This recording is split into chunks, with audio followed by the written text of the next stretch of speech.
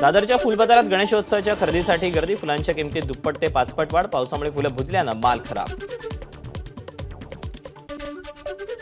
गणेशोत्सवानिमित्त भिवंडीत पाट आणि चौरंग विक्रीसाठी नाशिकहून महिला दाखल. कच्चा माल महाग झाल्याने यंदा पाट, चौरंग आणि पोळपाट यांच्या दरात वाढ.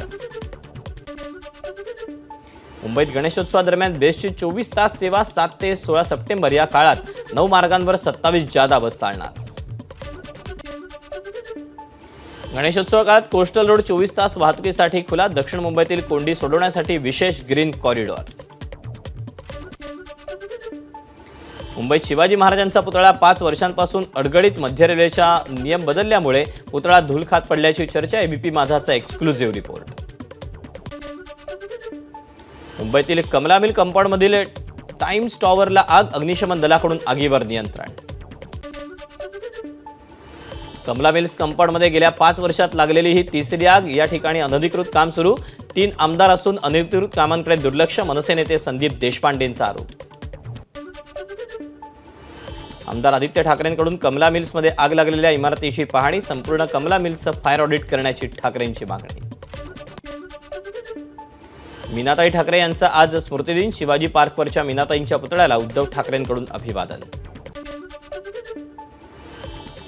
नवी मुंबईकरांना बाप्पा पावला. मेट्रोच्या तिकीट दरात 33% घट. सिडको महामंडळातर्फे बेलापूर ते पेंधर या मार्गावरील मेट्रोच्या तिकीट दरांमध्ये कपात. सिंधुदुर्गात सध्या भक्तिमय वातावरण. कोकण आपल्या लाडक्या बाप्पाच्या स्वागतासाठी सज्ज. यंदा गणेश मूर्तींचे दर 10 ते 15% वाढले. गणेशोत्सवासाठी जादा गाड्या सोडल्यानं कोकण रेल्वेचं वेळापत्रक कोलमडलं. गणपती स्पेशल गाड्या 4.5 तास उशिरानं. मुंबई गोवा महामार्गावर नागोठणे ते कोलाड परिसरात मोठी वाहतूक कोंडी. 10 किलोमीटरपर्यंत वाहनांच्या रांगा. वाहतूक कोंडीत एका कारची एसटीला मागून धडक. कारचं मोठं नुकसान. मुंबई गोवा हायवेवर अभूतपूर्व वाहतूक कोंडी. बसमधून उतरून काही मुंबईकरांची चक्क पायपीट. अनेक वाहनं अडकली. गणेशोत्सवात कोकण रेल्वे मार्गावर 310 गाड्या धावणार. मध्य, पश्चिम आणि दक्षिण रेल्वेच्या समन्वयानं 310 विशेष फेऱ्या. कोकणातल्या 8 स्थानकात प्रथमोपचार केंद्र. मुंबई गोवा हायवेवर सलग दुसऱ्या दिवशी वाहतूक कोंडी. सुकेळी, खिंड, लोणेरे परिसरात वाहनांच्या रांगा. पावसाच्या सरी आणि मार्गावरील चिखलामुळे वाहतूक मंदावली.